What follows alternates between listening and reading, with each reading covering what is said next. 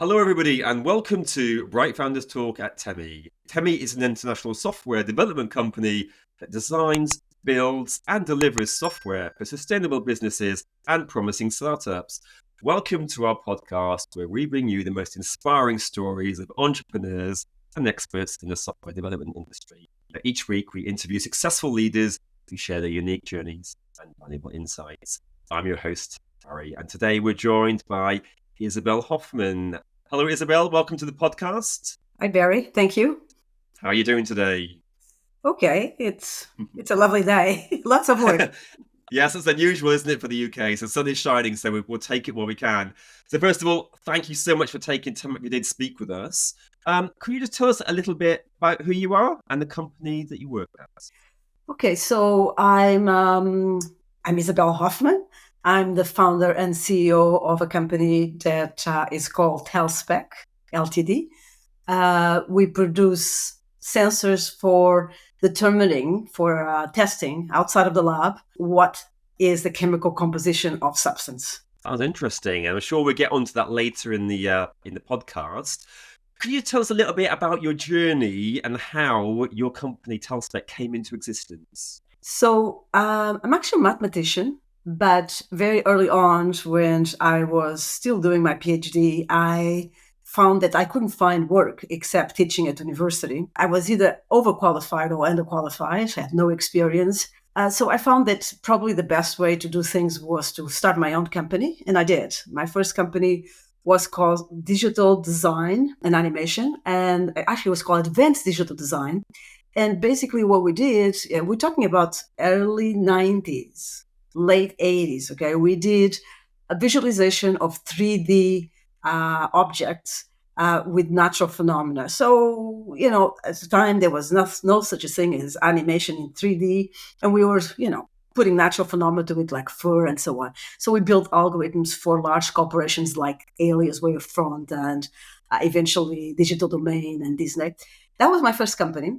Moving a little bit faster, one of my largest companies, so I founded 8 companies. One of my largest companies was a gaming company. We did games for kids and for adults. Edutainment at the time was called Edutainment. We're talking about 90s.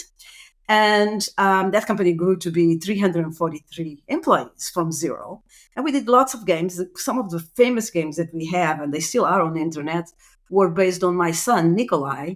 So if you Google something like crazy, like Nikolai's Pirates, you actually see the game. And then moving a bit further on, I moved to southern Portugal at that stage.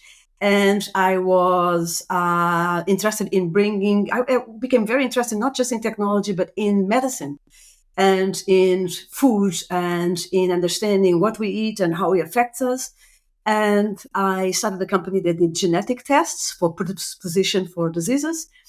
And after that, moved back, and my daughter, which was 10 years apart from my son, actually got very sick. And when she got very sick, I had a lot of reading already in my bag on food and environmental effects of things that we put in our food, and as well as a medical understanding and some genetics understanding. But I couldn't help my daughter. She had, hives everywhere in the body. And it seemed that it was some allergic reaction to sorts, but we were not certain. We did a lot of tests and they were never positive. And so I decided to fund this company that I'm currently the CEO to help my daughter so that we could scan the food with these sensors and understand what is in a food. Can she eat this food or not? So that was how it started. It was very much a personal cause that I thought a lot of other people like me, parents, and even non-parents, would want to know what's in the food. Can I eat this? Is this going to make me sick? So that's how it started. Inspiration. That's a really interesting journey, isn't it? To start off as a mathematician and then to go through all those different iterations. I'm not sure if I can ask you this question, but have you had a favorite project or a favorite company that you really enjoyed creating, or do you say I love them all equally? No, absolutely not. I don't love them all equal.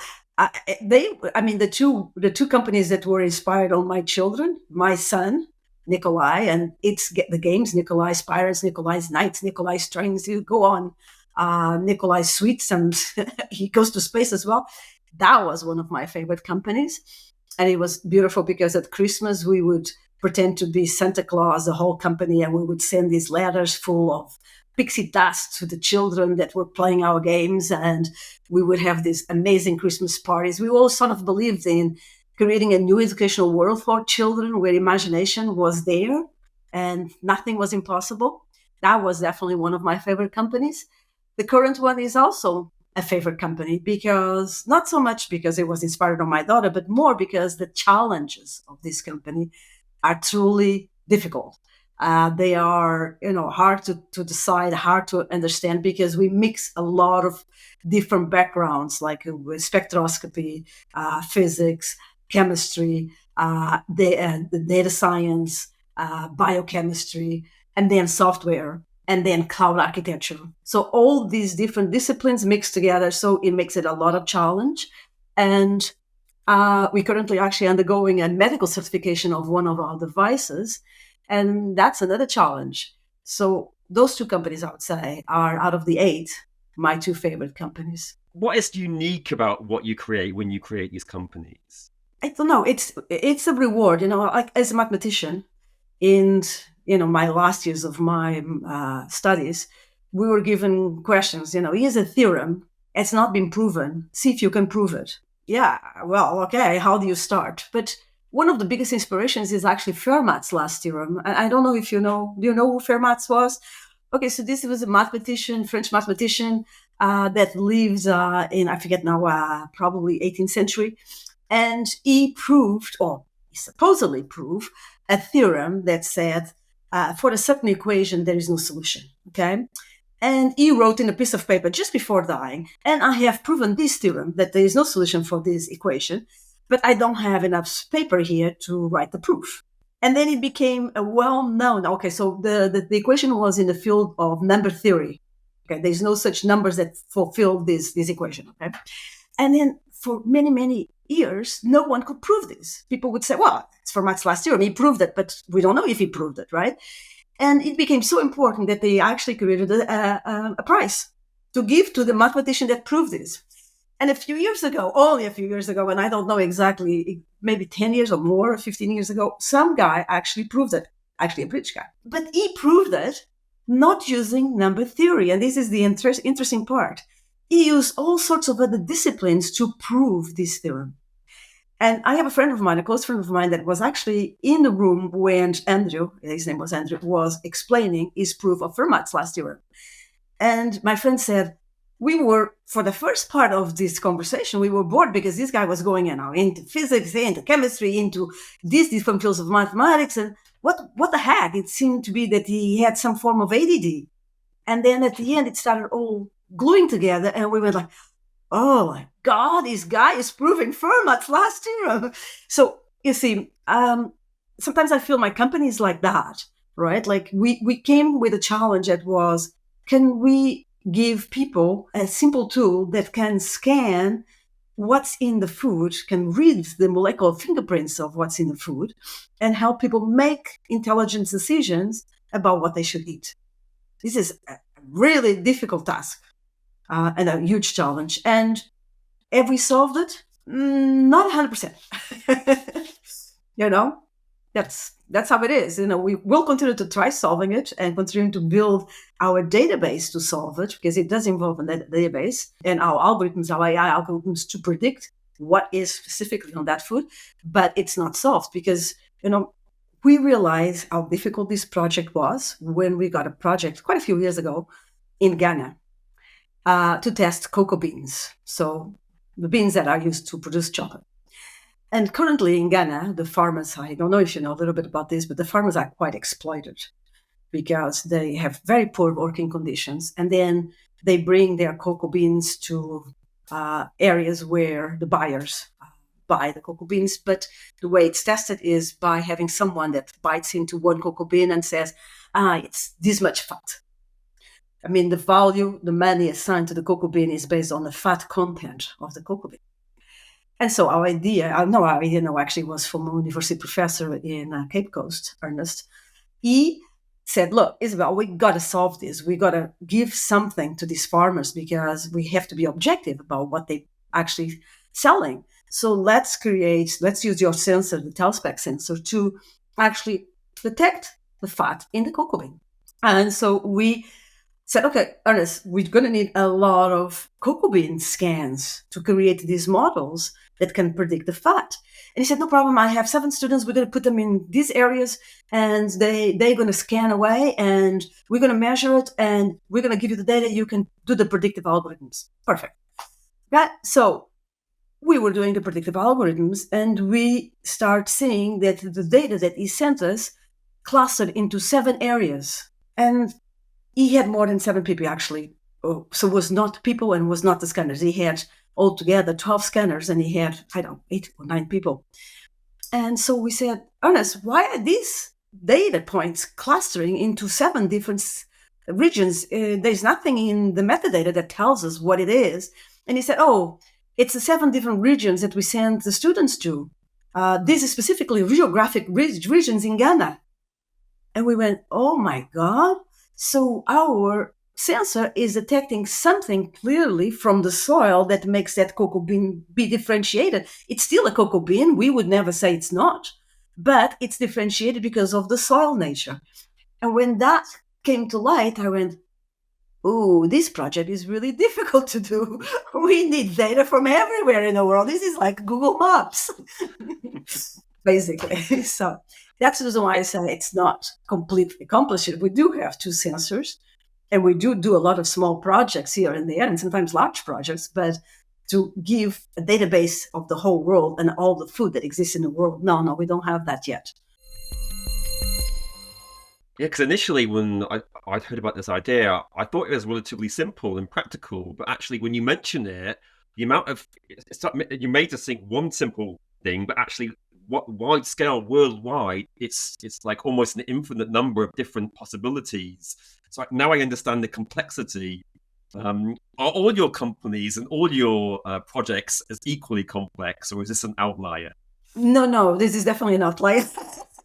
Suspect is definitely an outlier because actually the other companies were mostly software or just lab testing or so on. Like it didn't have hardware, right? This was another difficulty, and the hardware. I mean, today if you say spectroscopy to someone or a spectrometer, people still say, "What is that?" Right? So that's the other difficulty is that people and the media did bad on us because the media thought, "Oh, magic." No, it's not magic. Come on, guys. We're reading the reflection of the light from those molecules. And based on that absorbance of the light on the molecules, we get a fingerprint of the but it's not magic. It's science. But the complexity is huge. It's mind-boggling. I had another experience going to Japan with this huge project with 32 different types of fish that we would scan the fish and tell if the fish was, in fillet format, if the fish was authentic or not authentic, and what the fat was of the fish and so on. And it failed in Tokyo. This the largest fish market in the world, and my scanner is going sea bass, not authentic, but it was sea bass. Why? Because it's Japanese sea bass. We didn't have any models for Japanese. It was not there. Our model could not tell.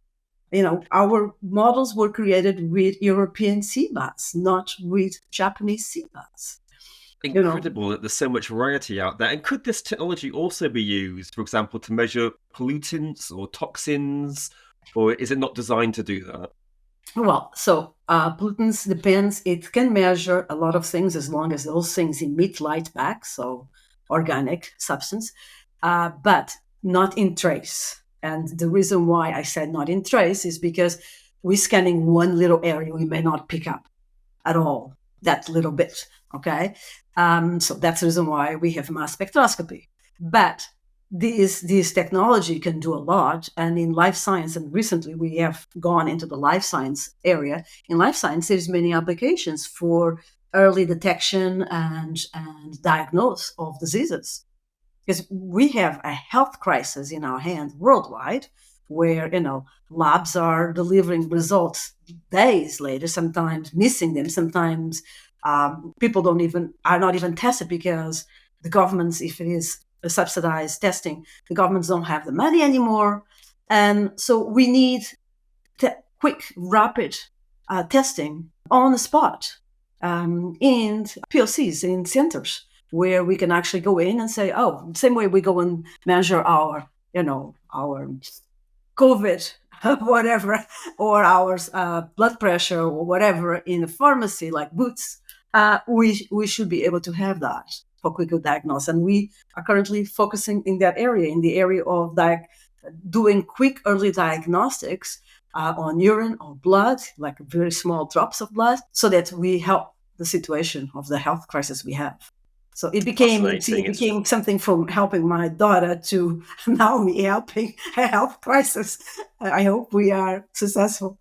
Well, it's great. I mean, it's great that you're actually out there changing the world and trying to make it a better place. It's a very noble goal to have, and it's fantastic that someone out there like you is doing that. I'm sure that you've received lots of adulation and praise for your projects, but like, what kind of prizes have you received, if you have received, for your work? We've received quite a few prizes, this is true. One of the nicest ones was the European Institute for Technology and Innovation. They awarded me the Women in Innovation Award for 2018, actually for this fish project that I was mentioning. But those are nice because, it was a nice party and so on. I mean, when you have a company with a lot of challenges, you don't get to enjoy life like the rest of the world. Sometimes I get a little bit jealous that people can go out on Friday nights and Saturday nights and, EMI, in front of my computer still working. But it was nice. It was a nice party and was nice to celebrate with the whole team. But what's important is when people actually write to us, when people actually say, or when people say, I want to do a project with you. We have a lot of that recently. We want to test for this, we want to test for that. Can you help? Actually, yesterday there was a publication done with our sensors from a company that is a not-for-profit American company that helps a lot. It's funded by many groups, including the Gates Foundation. And what they did with our sensor was to determine if a certain medication, actually for progesterone, for contraceptive, was authentic. And they literally, the medication comes in a little vial of glass. They put it in a sensor, outside of the sensor. They don't even open it. Through the glass, they scan it, and they have good results. And they can tell. And this was not done by us; it was done by this group. Amazing. So yeah. What kind of ongoing projects and focal points are you looking at the moment? Okay, so we have one other large project in fish, which I love. I love this project because it will help a lot of people as well. It's today when we look at the fish, some of us say, okay, the eyes of the fish tell you the freshness of the fish. Okay, if it is kind of cloudy, it's not so fresh, but we can still go wrong on this. So what we're doing is a project to determine the K value of fish. What is the K value? K value is a ratio of inosine and hypoxanthine. And those sound like horrible words, but basically we're looking at the degradation of ATP, which is when we die, we start degrading, our muscles degrade, okay?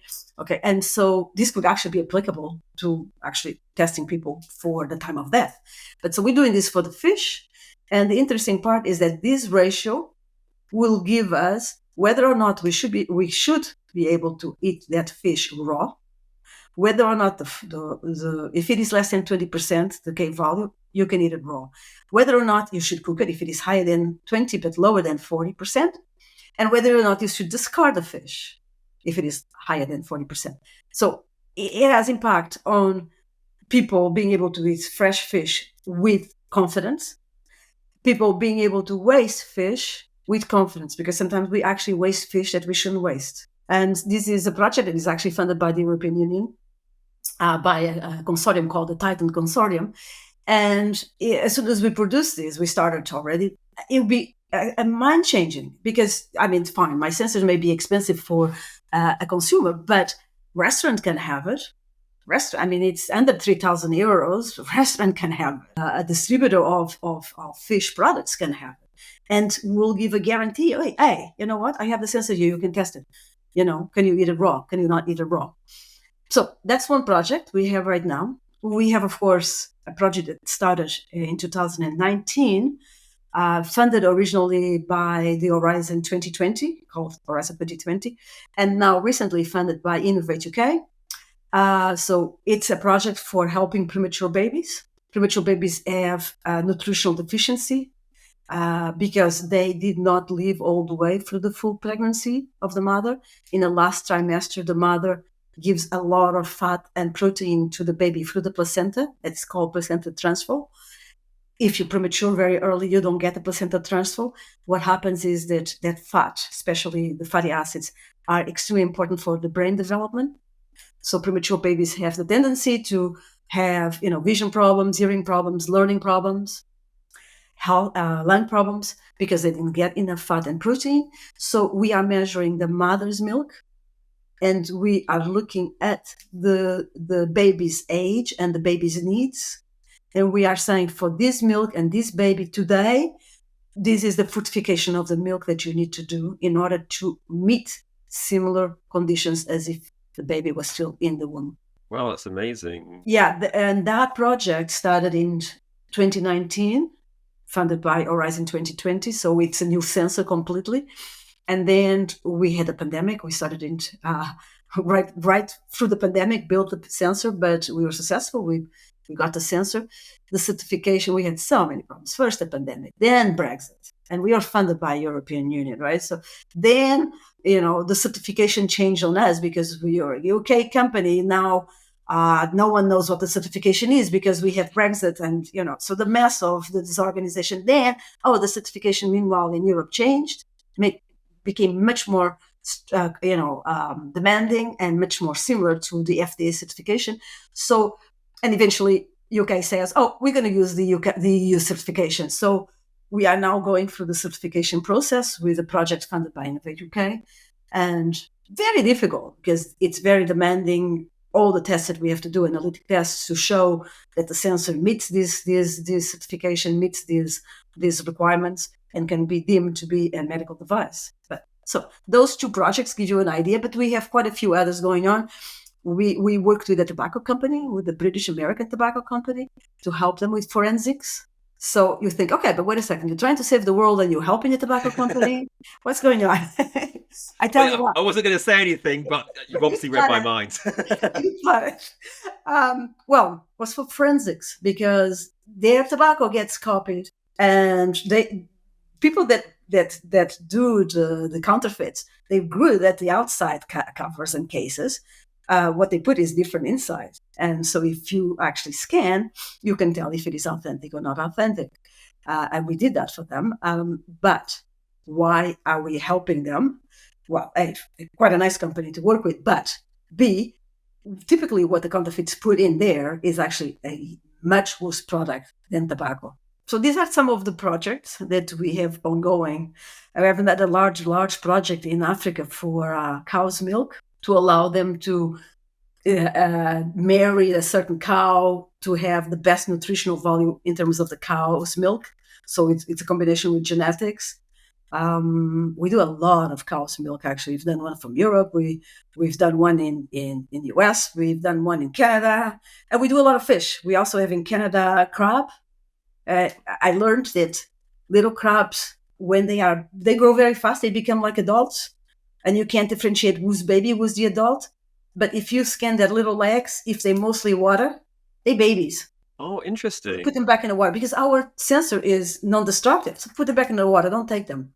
Take the ones that have already meat in the legs. So there's really nice things we learn every day from talking with people that want to use our sensor. Did you anticipate that you'd have so many applications from one small thing? Absolutely not. Absolutely. I'm always astonished. You want to hear another one that is insane, but insane. I would never even imagine it. This is from University of Colorado. The professor there used our scanner to date bones.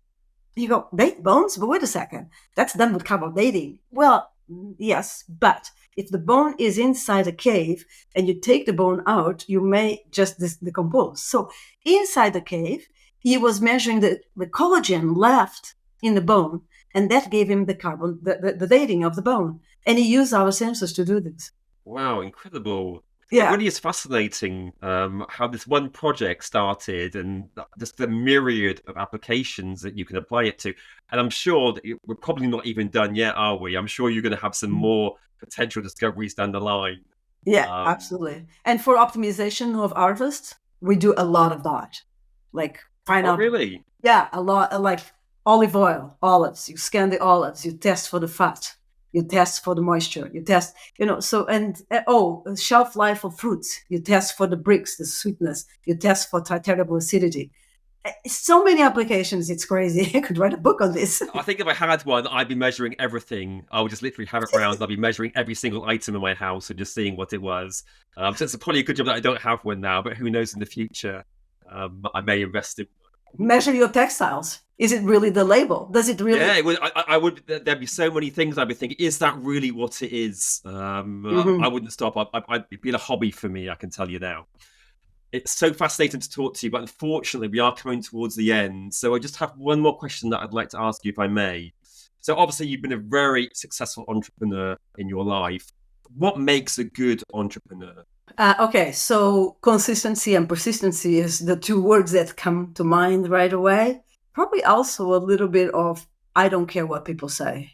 It's important to have like broad shoulders. Go ahead, say whatever, write whatever. I carry on. Because if you're going to give a lot of attention to social media or to whatever people say, you unfocus. So be focused. I mean, hard work makes you get there. There's nothing impossible that cannot be solved. Fermat's theorem was a proof of it.